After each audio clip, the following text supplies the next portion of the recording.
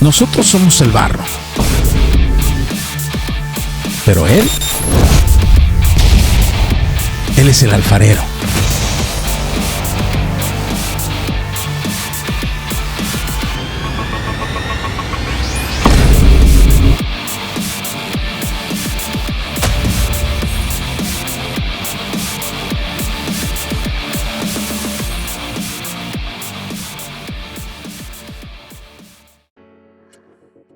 Los últimos 4 capítulos de 2 Corintios son acerca de Pablo defendiendo su integridad y su llamado.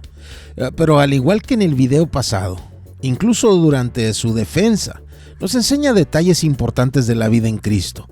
Hoy pondré atención a una de las tragedias más comunes entre el pueblo de Dios: perder lo más por lo menos, perder lo que importa más por cosas triviales. Aquellos que pierden lo más por lo menos generalmente lo hacen de 2 maneras. La primera es porque alguien se deja conducir por la carne y termina cediendo el control a sus pasiones. Por la sonrisa de una mujer arpía son capaces de arriesgar heridas profundas en la vida de sus hijos y de su esposa o de su esposo cuando ella es la que lo arriesga. Por un poco de dinero venden su relación con Dios, venden su familia, venden sus amistades, venden su llamado, venden su alma. El hombre vivía en el paraíso. El paraíso. La palabra hebrea que encontramos en Génesis es Edén, que significa deleite, placer, delicia. Un término que Sara usó al reírse reflexionando en la promesa de Dios: ¿tendré placer después de haber envejecido, siendo también viejo mi Señor? El Edén, o Edén como lo conocemos nosotros, era un territorio paradisiaco, de belleza inigualable, donde Dios plantó un huerto y ahí puso al hombre, un lugar de abundancia.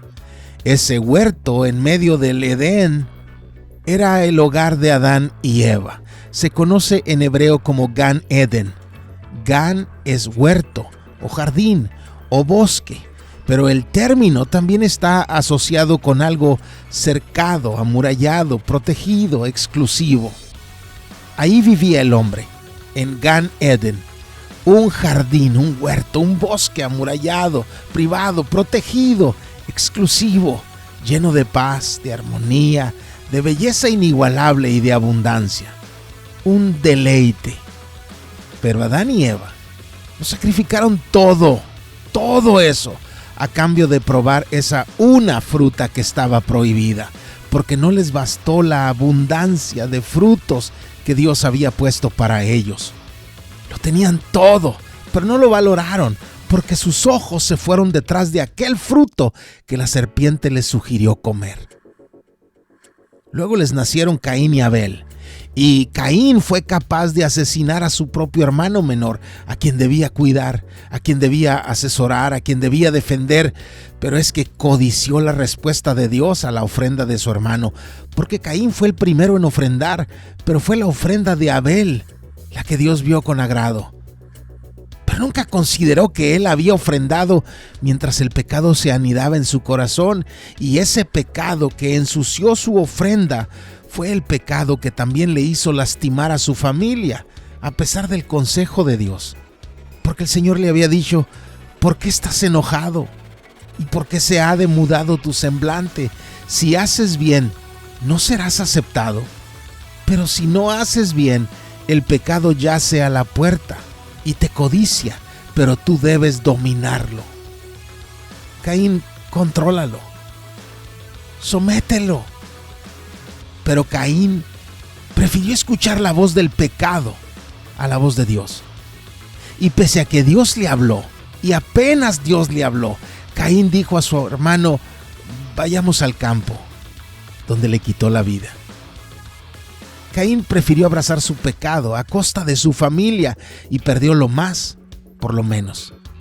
Después vino Abraham, a quien Dios quería bendecir junto a su esposa Sarai, pero a pesar de las promesas de Dios, sus ojos se alimentaron de lo que veían, no de lo que Dios dijo, y por eso terminaron aceptando la narrativa de que Sara no estaba a la altura de lo que Dios quería hacer y que aquella otra mujer, Agar, era mejor opción.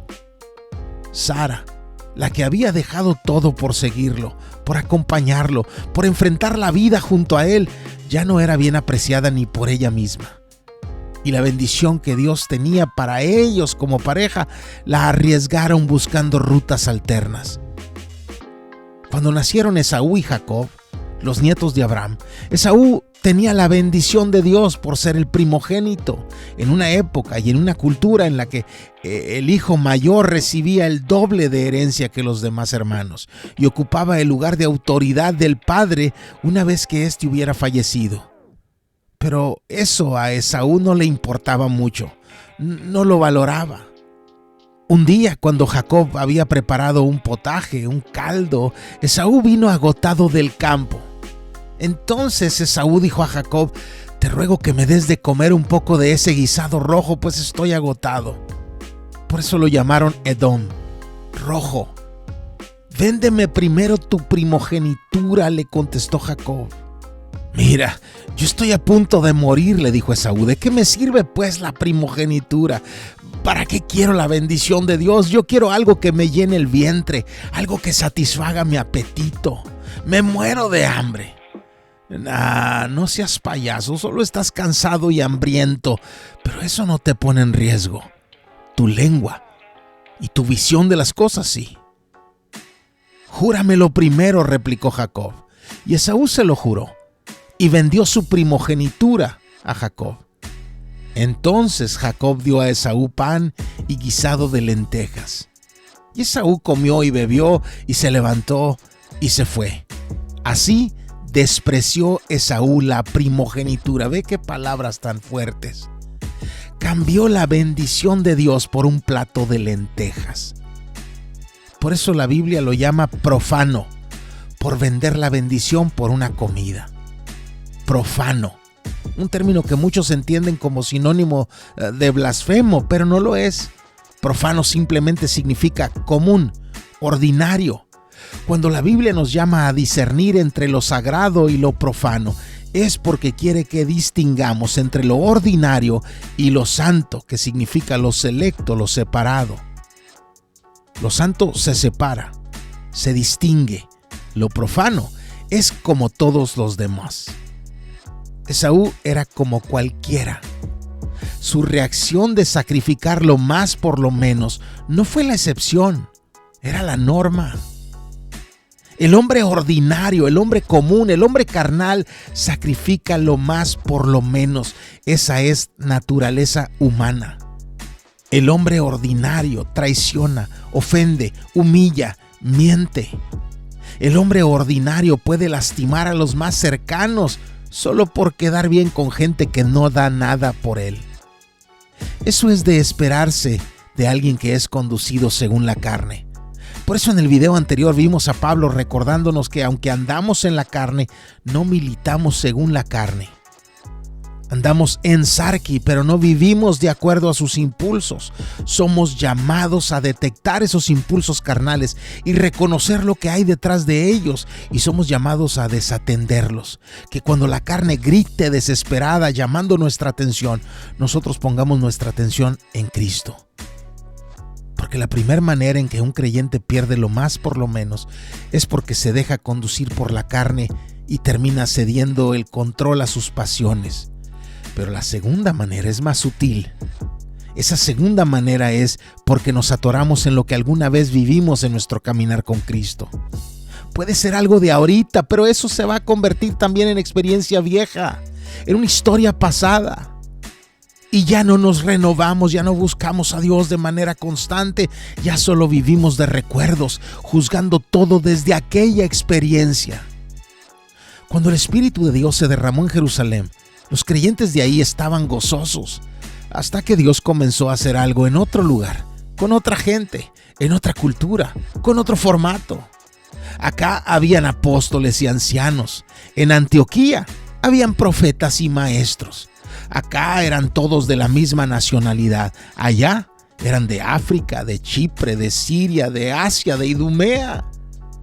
Acá todos vienen con un trasfondo bíblico. Allá muchos vienen de contextos paganos. Acá, donde nació todo, se les llamaba el camino. Pero luego llegaron aquellos y trajeron una nueva etiqueta: cristianos. Acá se insistía en circuncidarse conforme al rito de Moisés. Allá miraban eso como innecesario. Y comenzaron los choques entre ambas escuelas, porque la escuela primera, la escuela vieja, la escuela donde Dios comenzó a obrar, ya no respetaba lo que Dios seguía haciendo. Se había quedado atorada en alguna experiencia que tuvo con Dios. Porque a veces lo que Dios hizo se usa como argumento contra lo que Dios está haciendo. No es que Dios cambie, la verdad no cambia, los principios no cambian, pero las formas, las épocas, los medios, sí. Pero a veces nos enamoramos de una forma, de una época, de un medio, de un personaje, y si lo que Dios envía no llega de esa manera, ya no lo queremos y hasta lo podemos señalar como algo falso. ¿Qué está pasando en Corinto? Bueno, es que cuando llegó Pablo por primera vez, Crispo, el líder en la sinagoga judía, fue salvo, al igual que todos los que vivían en su casa. El término es oikos y no solo se refiere a la familia, se refiere a todos los que habitaban ahí, incluso los sirvientes. Y también fueron alcanzados muchos de los corintios. Tanto así que los 3 versículos de abajo, Dios le dice a Pablo que no tema ataques o daño como había experimentado en otros lugares, porque en Corinto Dios ya tenía mucha gente. Así que Pablo se queda otro año y medio viviendo ahí, enseñándoles la palabra. De ahí se fue a Éfeso y de ahí a Judea y Antioquía y después a confirmar las iglesias en Galacia y en Frigia. Pero mientras Pablo está confirmando las iglesias, llega a Éfeso un hombre llamado Apolos. Apolos era el nombre de una de las deidades más veneradas del mundo, el sol. Éfeso y Corinto tenían templos formidables en honor a esa deidad pagana, así que el nombre de Apolos debió ser atrayente para la gente de esas ciudades. ¿Apolos predicando en la iglesia? Apolos. Pablo significa pequeño. Apolos era un hombre tan poderoso, tan importante, tan glorioso para esa cultura, que tenía ciudades maravillosas en su honor por todo el mundo. Hechos 17 comienza mencionando una de ellas. Pero no solo eso, Apolos era de Alejandría, el almacén del conocimiento, una ciudad formada por los herederos de Alejandro Magno, con puros sabios de todo el mundo. Una ciudad con lo que era la biblioteca más grande de la historia en ese entonces, con cientos y cientos de miles de libros. Ser de Alejandría equivalía a haberse graduado en las mejores universidades del mundo, a haber estudiado con los mejores maestros del mundo. Y pese a ser ese centro mundial del conocimiento, en toda la Biblia solo se menciona a Alejandría por Apolos. Este tipo tenía un nombre genial para su cultura y además un currículum impresionante en aquella época. Pero además era elocuente, era un orador hábil. Pablo usaba la dialéctica básica, la confrontación de ideas. Apolos usaba la retórica elegante, la oratoria estética, clara, estructurada, gramaticalmente correcta, con uso de pausas y de gritos y de susurros, gesticulaciones y frases que cautivaban, que conmovían. Todo lo que Aristóteles llamó la ciencia del discurso. Apolos era otro nivel de predicador. Su nombre, su formación, su oratoria. Y además dice que era poderoso en las escrituras. Era un hábil expositor de la palabra. El versículo que sigue nos dice que era de espíritu fervoroso, que había sido instruido en el camino del Señor y que hablaba y enseñaba con precisión lo concerniente al Señor. ¡Qué personaje!, ¿no? Y luego de predicar y enseñar en Éfeso, se fue a Corinto. Y los de Corinto, los corintios, después de escuchar a Apolos, ya no miraban a Pablo con los mismos ojos. Algunos ya lo consideraban como carnal. Otros ya encontraban despreciable su apariencia. Por eso les dijo: ustedes ven las cosas según la apariencia exterior. Ustedes se fijan en cómo me veo.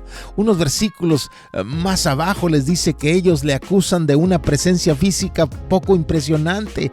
En griego dice un cuerpo astenos, un cuerpo sin fuerza, un cuerpo débil, un cuerpo enfermo, un cuerpo chico. La apariencia de Pablo no era lo que hubiéramos querido. No era el líder presumible de 2 metros, musculoso, impresionante, atractivo, con voz grave, con mirada poderosa. No, Pablo tenía una apariencia despreciable. Y no solo eso.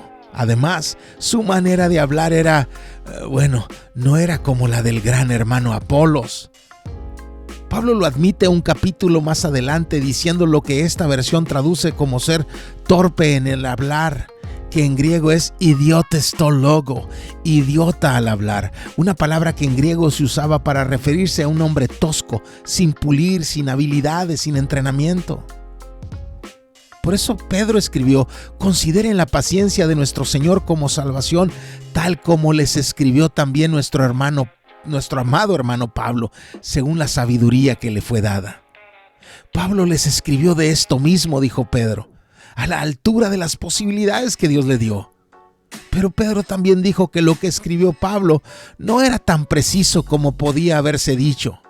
Pedro dijo: asimismo, en todas sus cartas habla en ellas de esto, en las cuales, en todas sus cartas, hay cosas difíciles de entender. Pablo no era el elocuente predicador que quisiéramos pensar. Por eso apenas vino Apolos, Pablo ya no era bien apreciado. Pero el problema no fue Apolos. Dios había llamado a Pablo y Dios había llamado a Apolos. Había un lugar para cada uno de ellos en el servicio a Dios. Pero el problema eran los de Corinto. Porque todo eso que ahora miraban en Pablo desde la llegada de Apolos les hacía olvidar que Dios había puesto al más salvaje de estos personajes, al menos atractivo de ellos, al menos fuerte, al menos elocuente, y por decreto divino, por voluntad de Dios, Pablo había sido designado como el apóstol de los gentiles, el apóstol de los no judíos. Pero los corintios querían cambiarlo, porque ellos preferían un Apolos elocuente e impresionante a un Pablo débil, torpe en el habla, tosco, pero designado por Dios.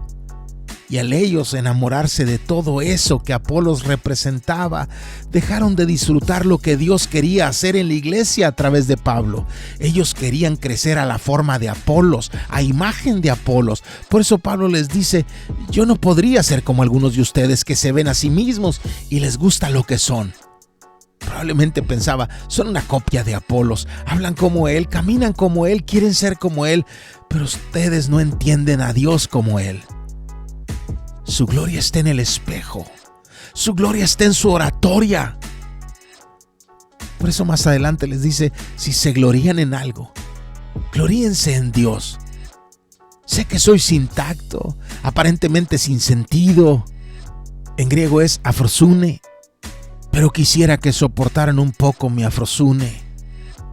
Y sé que lo hacen, pero es que tengo celos. Celos porque yo no quería que se enamoraran de nadie más, sino de Cristo. Yo los llevaba hacia Cristo. Mi celo no es por Apolos, mi celo es porque quitaron su atención a Cristo. Y cuando quitan su atención a Cristo, cuando quitan sus ojos de Cristo, son blanco fácil para el enemigo. Por eso temo que así como la serpiente con su astucia engañó a Eva, las mentes de ustedes sean desviadas de la sencillez y pureza de la devoción a Cristo. Regresa tu atención a Cristo. Quítala de esa experiencia maravillosa que alguna vez tuviste. Quítala de esa imagen que alguna vez te asombró. Quítala de esa historia vieja que aún te cuentas. Pon tu atención en Cristo. Porque cuando pones tu mente en Cristo, viene un Apolos y creces en Cristo. Y viene un Pablo y creces en Cristo. Y no te vas detrás de personas o de anécdotas o de estilos. Pon tu mente en Cristo. Porque si tu mente no está en Cristo, Cualquiera puede engañarte y terminas yendo tras otro Jesús que no es el de la palabra y recibiendo un espíritu diferente que el Espíritu de Dios y aceptando un evangelio distinto que el evangelio anunciado en la Biblia. Quita tus ojos de lo que no es Cristo o perderás lo más por lo menos. Y serás engañado por hombres mentirosos que quieren pasar como apóstoles genuinos y no son más que falsos apóstoles. Son un fraude, son un disfraz, son una farsa, son una actuación. Son tan disfraz como el diablo, que también se disfraza como ángel de luz. No se vayan por lo que se ve. No se dejen conducir por sus sentidos ni por sus pasiones. Les decía al principio que una de las tragedias más comunes entre el pueblo de Dios es perder lo más por lo menos. Estas son las dos maneras más comunes. No pierdas lo más por lo menos. Despierta. Porque lo peligroso es que somos barro y como barro queremos lo que el barro quiere. Y queremos embarrarnos. Por eso necesitamos correr hacia el alfarero, para que el alfarero nos limpie, nos dé forma y no nosotros a nosotros mismos persiguiendo lo que el barro nos sugiere.